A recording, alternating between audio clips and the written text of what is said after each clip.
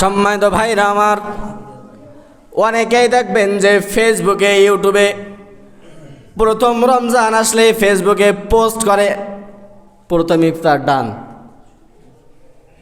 অনেক ইফতারির সামনে নিয়ে বসে আছে, ইফতারির ছবিটা তুলে ফেসবুকে ছাড়ে, ইফতারির ছবিটা অনলাইনে ছাড়ে। ইফতারি করে এসে একজন গরিব বন্ধুকে দেখায়, বন্ধু দেখো আগামীকালকে আমি ইফতার করেছি, আমার বাড়িতে কত কিছু আয়োজন ছিল, কিন্তু এই গরিব বন্ধুটার বাড়িতে কিছু নাই, শুধু পানি দিয়ে ইফতারি করছে। বলেন তো ভাই, আপনি বড় লোকের সন্তান, আপনি অনেক কিছু দিয়ে ইফতারি করেছেন বটে, ঠিক আছে, সব কিছু মেনে নিলাম, কিন্তু আপনি ছবি তুলে গরিব বন্ধুটাকে পিক দেখায়া, ছবি দেখায়া এই বন্ধুটাকে কষ্ট দিয়েছেন কি দেন নাই? বলেন আমার কথায় কি আপনারা একমত আছেন কিনা? কষ্ট আপনি দিয়েছেন। ও ভাই, একটা ছোট্ট ঘটনা বলে আজকে বয়ানে টেনে দেব। একজন মুসলমান ভাই, অনেক দরিদ্র মানুষ, গরিব মানুষ, একজন গরিব মানুষ ভাই ইফতারি করবে, বাড়িতে টাকা নাই, পয়সা নাই, প্রতিদিন ইফতারি করে, বিবি আর সেই স্বামী ইফতারি করে, প্রত্যেকদিন পানি দিয়ে ইফতারিটা সেরে ফেলে দেয়। কিন্তু সম্মানিত ভাইরা আমার, ওই দিন ওই বাড়িতে ছোট দুইটা বাচ্চা ছিল, বলেন না সুবহানাল্লাহ। মা বাবার কথাই ছোট দুইটা বাচ্চাও রোজা রেখে দিয়েছে, বলেন না সুবহানাল্লাহ। ছোট দুইটা বাচ্চা রোজা রাখার পরে বাবা মনে মনে চিন্তা করে, প্রতিদিন আমরা ইফতারি করি পানি দিয়ে, আমার স্ত্রীও পানি দিয়ে ইফতারি করে, কিন্তু আজকে আমার বাড়িতে ছোট দুইটা বাচ্চা আছে, আমরা পানি দিয়ে ইফতারি করতে পারবো, কিন্তু আমার এই ছোট দুইটা বাচ্চা পানি দিয়ে ইফতারি করতে চাইবে না। আমার বিবি পানি দিয়ে ইফতারি করবে, কিন্তু আমার বাড়িতে যে ছোট বাচ্চাটা আছে এ তো পানি দিয়ে ইফতারি করতে চাইবে না। কি করা যায়? গরিবের সন্তান বড় লোকের বাড়িতে যাই। ও ভাই, আমাকে যদি কিছু টাকা ঋণ দিতা, আমি তোমাকে ওয়াদাবদ্ধ হয়ে গেলাম, অমুক তারিখের অমুক দিন তোমাকে পরিশোধ করে দেব, বলেন না সুবহানাল্লাহ। গরিব অহংকার গম্ভীরতার ভাব নিয়ে বলে, এত টাকা তোমাকে আমি দিব, কিন্তু এই টাকা তো তোমার কাছ থেকে আমি আর পাবো না।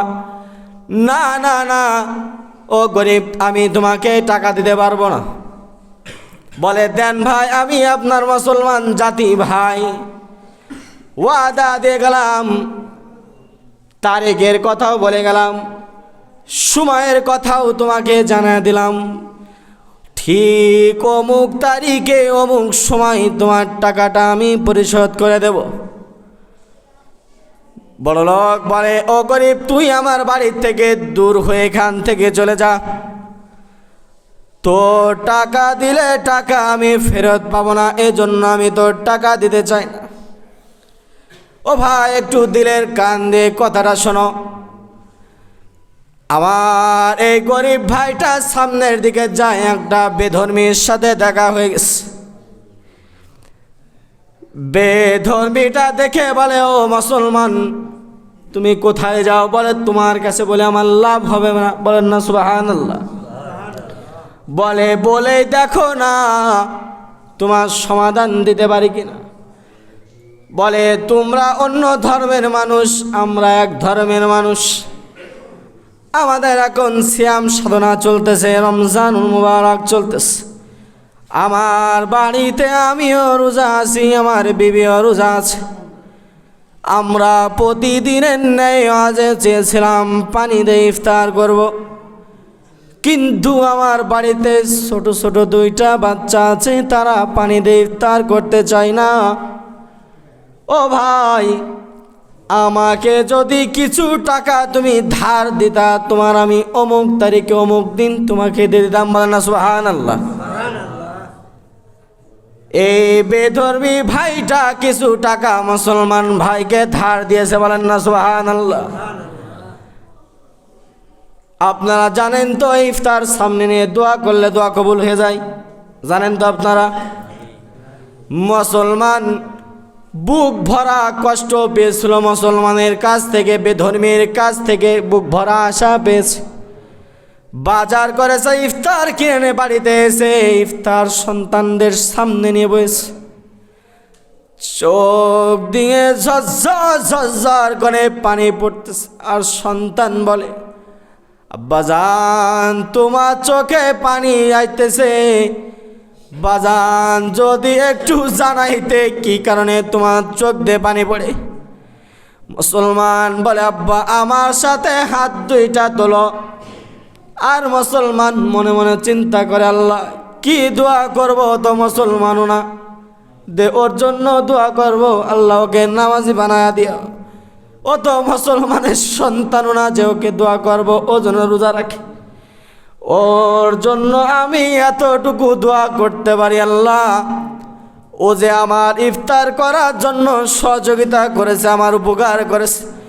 আল্লাহ হাদিসের ভিতরে পড়েছি, ওলামা ইকরাম বলেছে, ইফতার সামনে নিয়ে দোয়া করলে দোয়া কবুল হয়ে যায়। মালিক তোমার কাছে দোয়া করলাম, আমার এই জাতি ভাইকে তুমি হিদায়াত দিয়ে মুসলমান বানায় দিও। মুসলমান ভাই ইফতার করেছে, তারাবি পড়েছে, ঘুমায় গিয়েছে। ওই দিকের মুসলমানও ঘুমায় গেছে, হিন্দু ঘুমায় গেছে, বেধর্মী ঘুমায় গেছে। মুসলমান স্বপ্ন দেখতেছে ও একটা আগুনের কুণ্ডলীর ভিতরে যাইতেছে। দুইটা বিল্ডিং দেখতে পারতেছে, দুইটা বিল্ডিং দেখতে পারতেছে, অনেক লম্বা চওড়া ঘটনা দেখতে পারতেছে। মুসলমান বিপদের ভিতরে আছে, আর এই বেধর্মীটা মুসলমানের হাত ধরে সোজা সোজা যাইতেছে। বলেন না সুবহানাল্লাহ। সকালবেলা ঘুম থেকে উঠে বলে, ও মুসলমান ভাই তোমাকে কত টাকা লাগবে আমার কাছে চাও, যত টাকা লাগবে সব টাকা আমি তোমাকে দেব। বলে, না না এই টাকা তোমাকে আর দেওয়া যাবে না, তোমার টাকা আমার আর প্রয়োজন নাই, যাও আমি ওই বেধর্মীর কাছ থেকে টাকাটা নিয়েছিলাম, ওই বেধর্মীর কাছে যাও, ও যদি টাকা নিতে চায় ওর কাছে যাও। ও বলে, ও বেধর্মী, ও ভাই তুমি আমার কাছ থেকে যদি টাকা নিতে চাও তোমার টাকা দেব।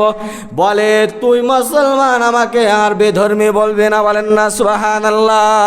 বলে, কেন কেন তোমাকে আমি মুসলমান বলবো, কেন তোমাকে আমি বেধর্মী বলবো না? বলে, আমি জানি তুমি কালকে স্বপ্নে দেখেছো অমুক আগুনের কুণ্ডলীর ভিতরে পড়তেছ, আর আমি স্বপ্ন দেখেছি আমি এই মুসলমান ভাইয়ের হাতটা ধরে সোজা সোজা যাইতেছি। এর বর্ণনাটা শুনে যাও। কাল রাত্রে আল্লাহর নবী আমার কাছে আসছিল, আল্লাহ রসুল এসে বলে, ও বেধর্মী তুই আর বেধর্মী থাকবি না, তুই মুসলমান হয়ে যাবি। আমার উম্মতকে ইফতার করানোর জন্য তুই কিছু টাকা কর্জে হাসানা দিয়েছিস, আমি নবী এটা সহ্য করতে পারি নাই। আমার হাত দে কালেমাটা পড়ে নে, লা ইলাহা ইল্লাল্লাহু মুহাম্মাদুর রাসূলুল্লাহ।